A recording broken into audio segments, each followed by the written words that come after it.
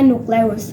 Nah, nukleus atau inti sel merupakan organel terbesar dan berfungsi sebagai pusat komando yang menyimpan materi genetik dan mengontrol pertumbuhan dan reproduksi sel.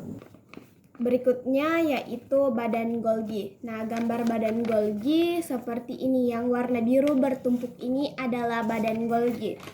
Nah, badan Golgi adalah kantong pipi bertumpuk yang tersusun dan terletak oleh membran dengan ukuran kecil dan besar. Nah, berfungsi mengangkut zat kimia keluar ke dalam dan keluar sel. Setelah lemak dan protein disintetis oleh retikulum endoplasma, badan Golgi mengubah dan mempersiapkannya untuk keluar dari sel. Berikutnya ada mitokondria. Nah, gambar mitokondria itu seperti ini.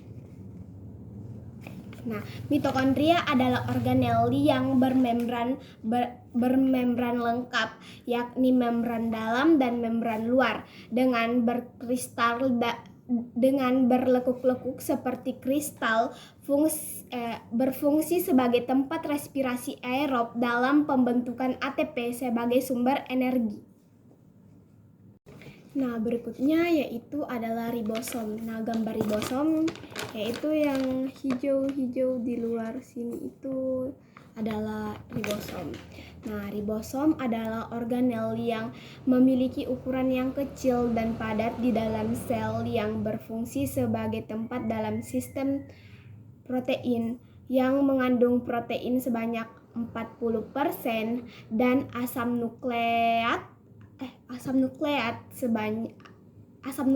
atau RNA sebanyak 60%. Baik, di sini saya akan menjelaskan tentang retikulum endoplasma. Yang ini yang berwarna ungu. Jadi retikulum endoplasma sendiri itu adalah struktur dinamis yang besar serta mempunyai banyak peran di dalam sel, mulai dari proses penyimpanan dan sintesis kalsium serta metabolisme fosfolit dan kolesterol. Fungsi dari retikulum endoplasma sendiri itu ada dua. Untuk retikulum endoplasma halus berguna untuk pembentukan lemak dan karbohidrat, sedangkan untuk retikulum endoplasma kasar berfungsi untuk membentuk protein. Baik, untuk yang kedua yaitu dinding sel. Ini dinding sel yang berwarna hijau gelap. Nah, untuk dinding sel itu merupakan lapisan luar membran sel yang mengelilingi jenis sel tertentu dan membatasi ruang bagi sel untuk mengembang. Nah, fungsi dari dinding sel sendiri itu yaitu memberi bentuk pada sel serta menjaga tekanan turgor dan melindungi sel dari tekanan mekanis, serta membantu tumbuhan berdiri tegak karena sifatnya. Baik, untuk yang ketiga yaitu ada nukleolus.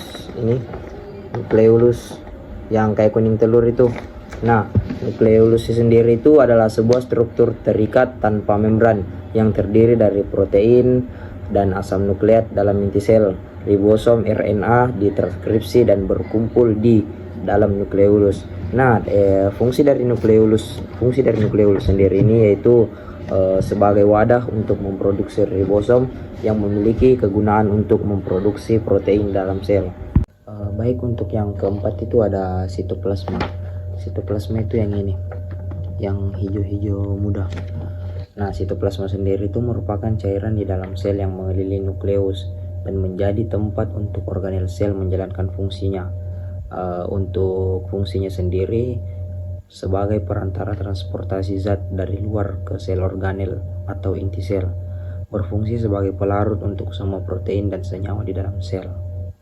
Kloroplast, valvula, membran sel, peroksisom, dan amiloplas. Oke, yang pertama kloroplast. Kloroplast itu yang hijau ini. Oke, baik. Kloroplast adalah plastid yang mengandung klorofil yang fungsinya sebagai tempat berlangsungnya fotosintesis. Oke, yang kedua Vakuola. Vakuola ini yang warna biru ini. Vakuola adalah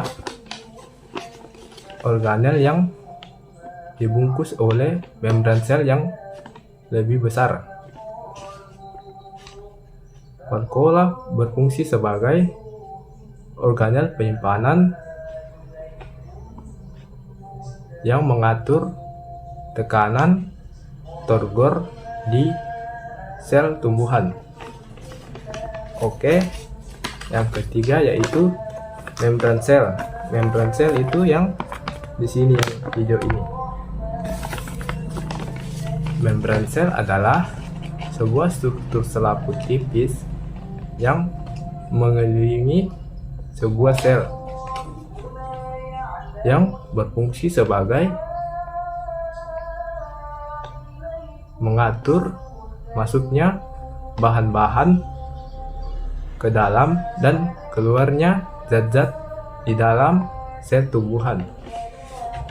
Oke, yang keempat adalah peroksisom. Peroksisom ini yang warna kuning ini. Peroksisom adalah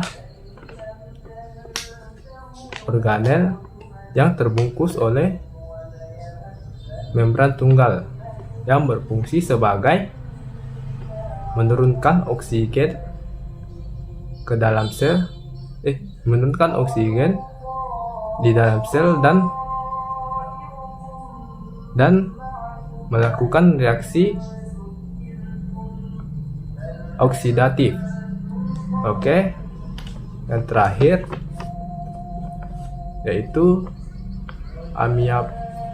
amiloplas, yaitu di sini yang warna ungu. Amiloplas adalah jenis leukoplas yang berkembang dalam proplastid yang berfungsi sebagai menyimpan hasil fotosintesis dalam bentuk tepung. Oke.